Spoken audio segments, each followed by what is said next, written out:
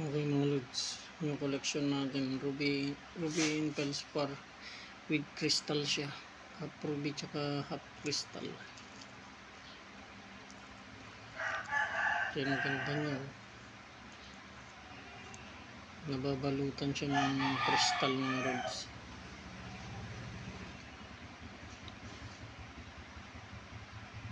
Ito yung crystal niya, nakabalot yung ruby.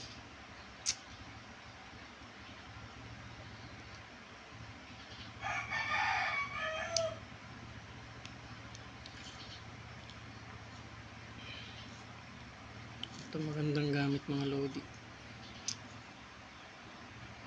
kasi tagos, tinatawag siyang tagos sa bato. Tumatagos yung crystal sa bato.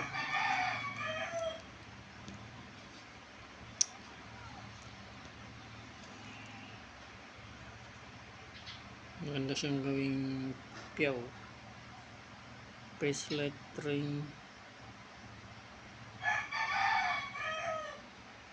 Naghalo siyang valuable at semi-precious stone. Thank you for watching. Until next time, maraming salamat. God bless.